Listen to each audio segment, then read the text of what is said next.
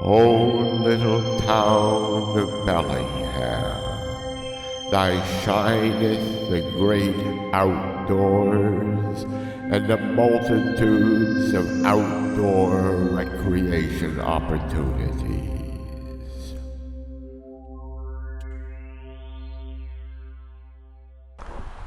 Hello and welcome to O little town of Bellingham, Washington.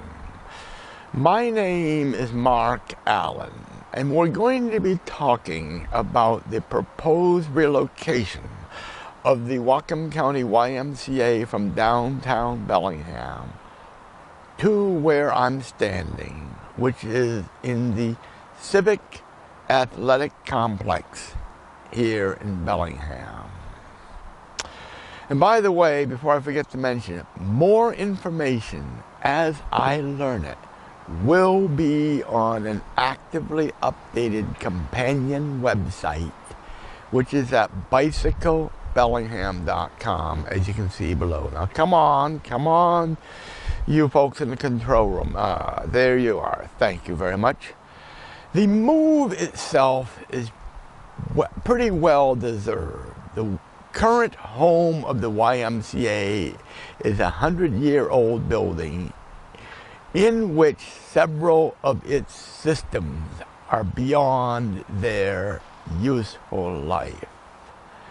Furthermore, the building behind me, which is the Aquatic Center, needs some deferred maintenance and upgrades to be done and is operating at a deficit despite the fact that everybody who uses that facility does have to pay an admission fee. This facility is very important because it is the only municipal swimming facility in all of Bellingham. The proposal basically is to have the YMCA take over operation of this facility and build a new building that's current, up to date, on the land that I'm standing on right now. The topic for this video is not about the move itself. It seems to be generally accepted that the move is necessary for the continuing operation of the YMCA. What I want to talk about is how to get here, where I'm standing, from downtown safely on a bicycle. There are two routes, actually 2.5 routes to get out here. The most favorable route, however, it is one of the longest, is to go down by way of Holly to Cornwall to York to Texas, then across State Street to Meter, take Meter under the I-5 bridge and come up that way. There is an optional route to that, is to take a very, very pleasant, secluded trail. Both of those, however, take a much longer time. And knowing that everybody is not retired like I am and have very busy schedules, they just may not work. The most direct route, however, is on Lakeway, coming to here and from here on Lakeway. Those are more dangerous. The route coming here on Lakeway is not so bad, although it's still far worse than coming up via Meter Street. The real challenge, however, is the route coming from here to downtown on Lakeway. That's a challenge and can be very, very dangerous. I'm going to try to show you why it's dangerous, how you as a bicyclist can help mitigate the danger to yourself. But most importantly, I would like to come up with suggestions that the YMCA can work with both the city and the state to provide some enhanced infrastructure on Lakeway to try to reduce the dangers on Lakeway, especially the route from here to downtown. I'm going to show you all three routes with a very detailed description of the dangers on Lakeway, and I'm going to talk about my suggestions for improvements. So come along with me and let's enjoy the ride.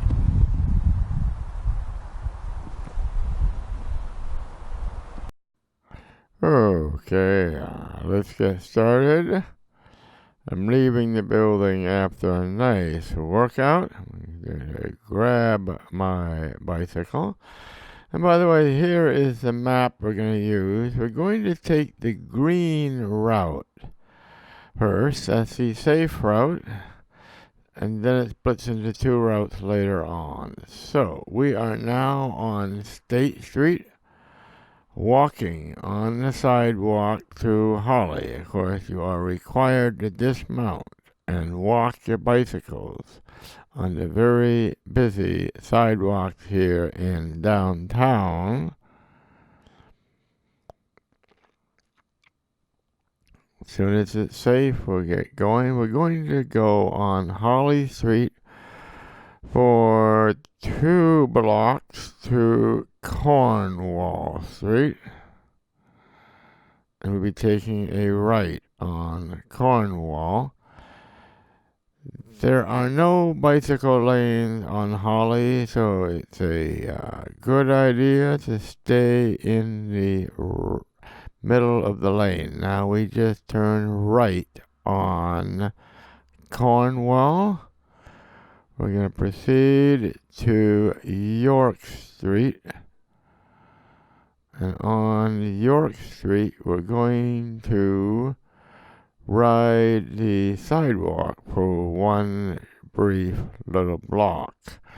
Now, let me explain why I'm going to be riding the sidewalk.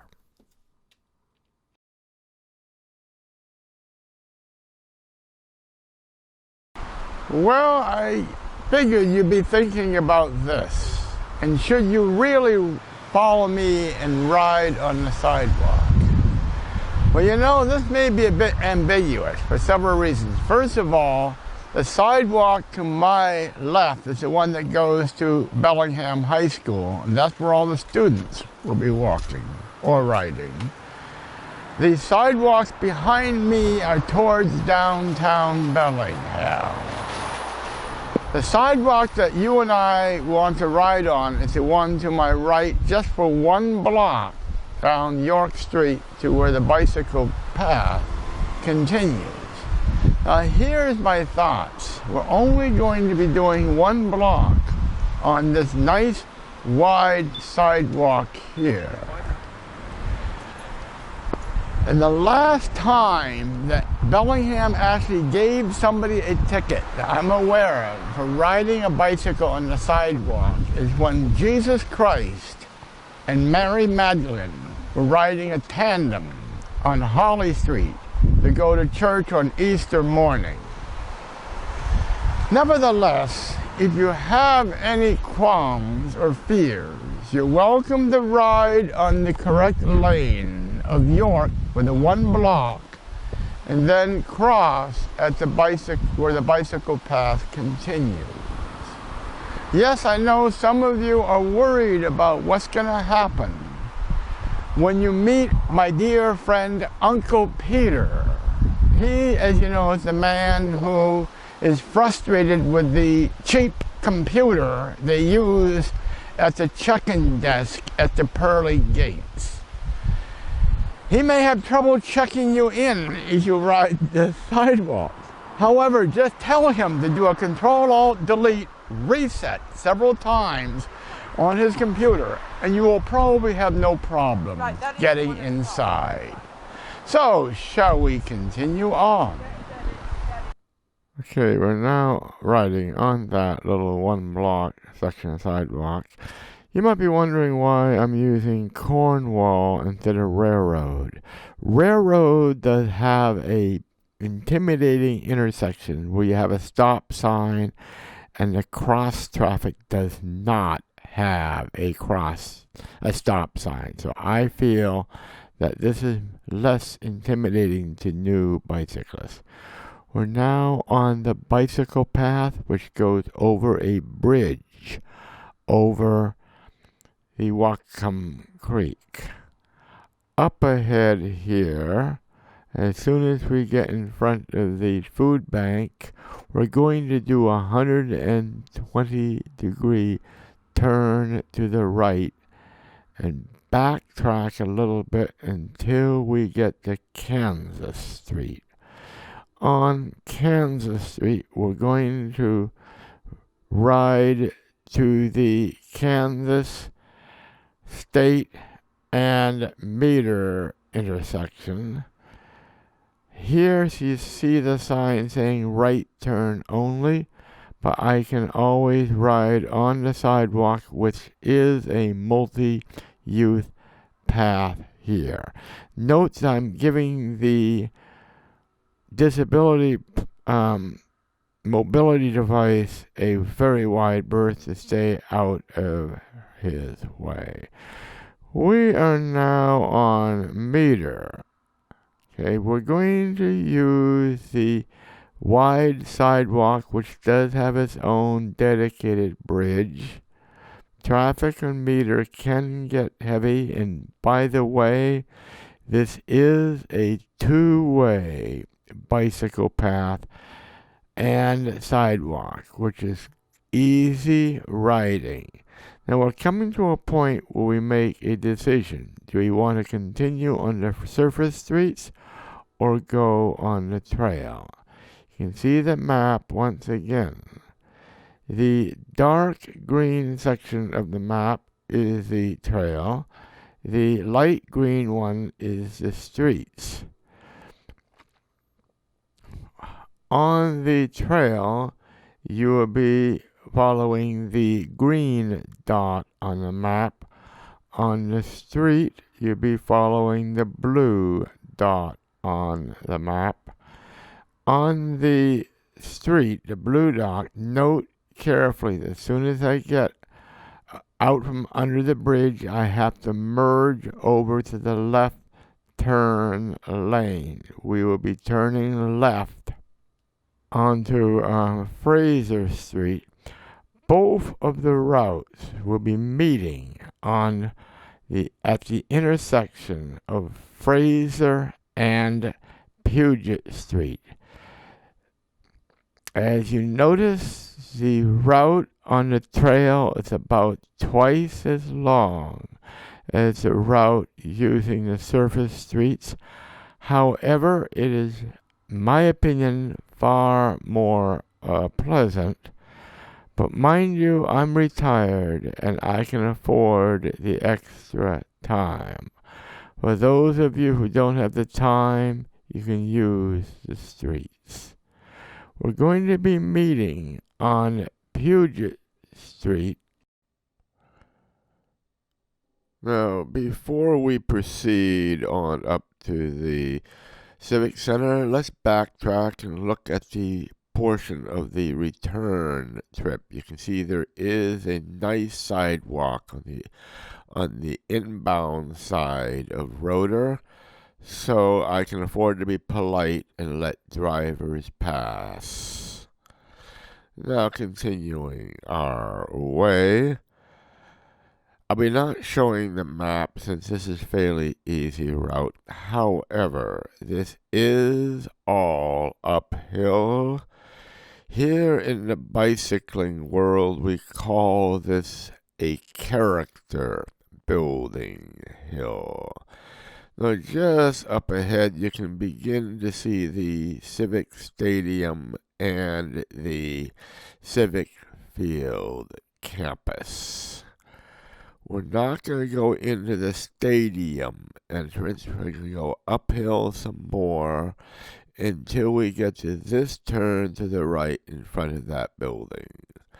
Now, you will be forced to turn right instead of going straight. Please don't try to cut through that land. It is private, and I was told that you may be cited.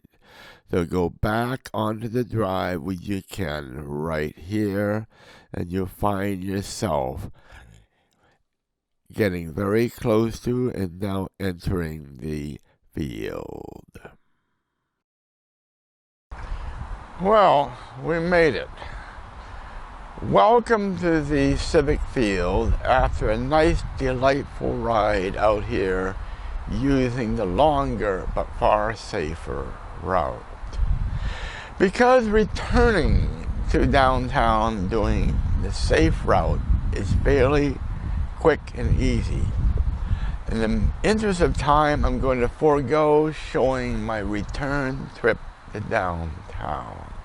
So we're going to fly the magic carpet and return downtown to start the journey back here, but using the more dangerous and the more direct route using Lakeway. Well, let's look at the map first. Very simple. We're going to be using the blue and the violet routes between the Civic Center and downtown. It is very simple, so I'm not going to bother to have to follow the dot on the maps. We're going to start on Holly, just as we've done before. We're going to go one block until we get to Railroad. On Railroad, we're going to do one block until we get to Magnolia. On Magnolia, we're going to go several blocks until we get to Ellis. Magnolia does have bicycle lanes, and all the signals are on fixed cycles, so there is no concern of trying to trip loop detectors. Coming up, however, on Ellis is a signal with very poor timing. Please watch carefully the green cycle. I'm coming up to the loop detector, which does detect me. The light turns green. 5 seconds later, when I'm less than halfway across that street, the green cycle is over. By the time I reach Potter, the other side, as you can see, has got their green. I'm going to repeat that, but this is very important. The city needs to increase that cycle to 25 seconds. This will not cost the city anything. All they have to do is make an adjustment inside the light control box. Now, we're going on Potter, looking for Grant Street, which will be on your right.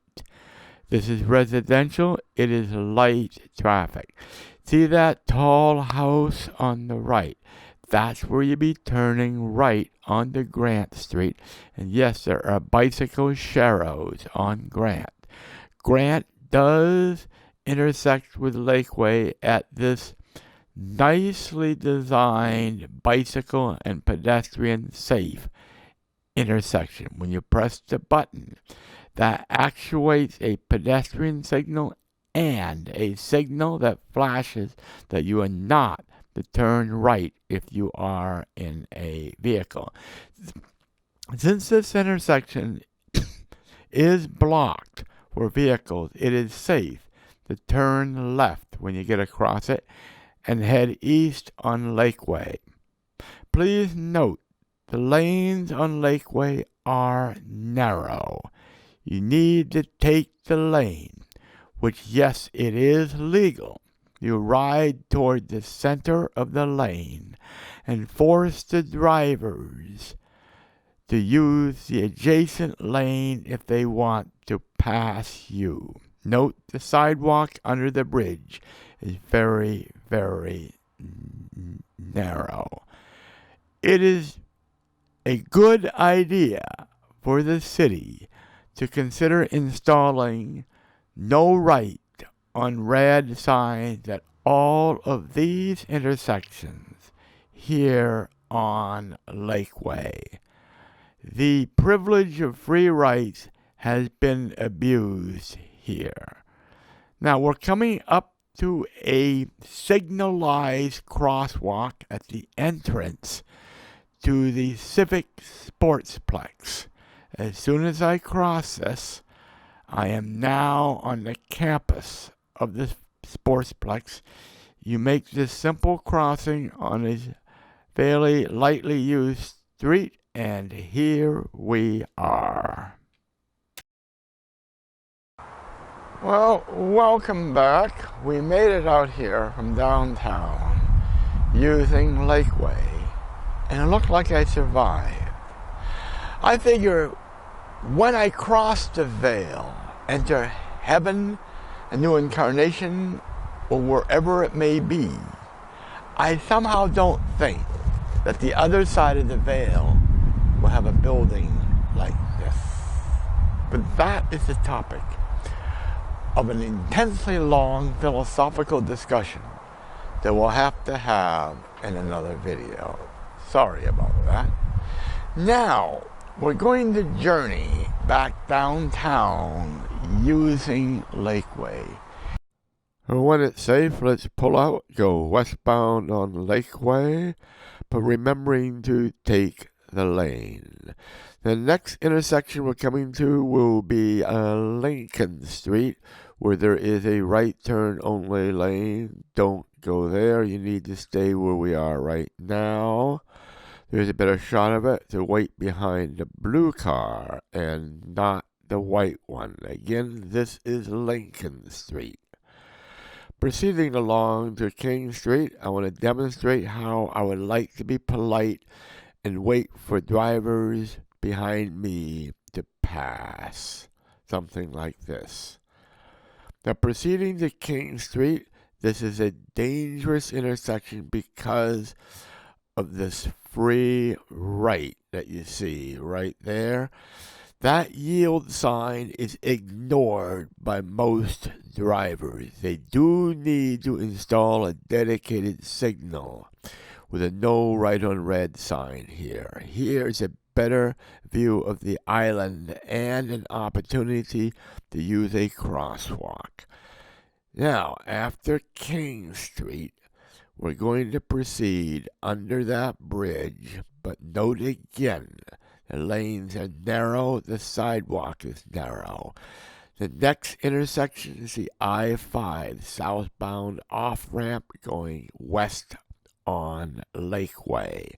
This is very dangerous due to this poorly designed on-ramp to Lakeway. It encourages drivers to ignore traffic going on Lakeway. It can be killer for bicycles.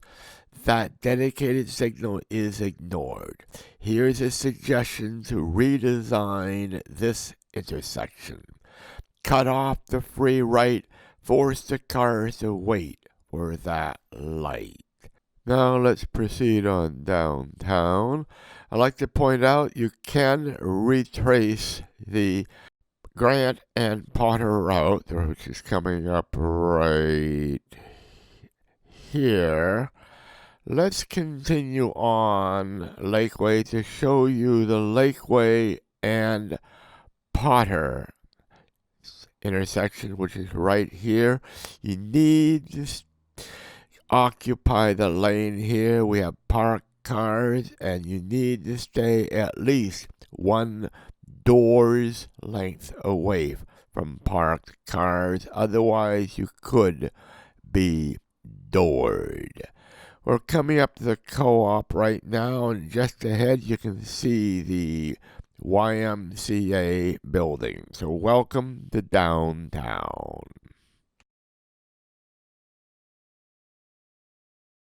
Well, hello everyone. Welcome to downtown Bellingham. Now, without further ado, let's talk about the improvements. Number one, traffic signal at Ellis, Magnolia, and Potter need to be retimed. That's a no-brainer, and that is free. All you need to do is diddle with an adjustment in the control box. Number two, all the intersections on Lakeway need to have the optional right turn on red taken out. That is, install no right on red signs at each of those intersections. Cheap and effective.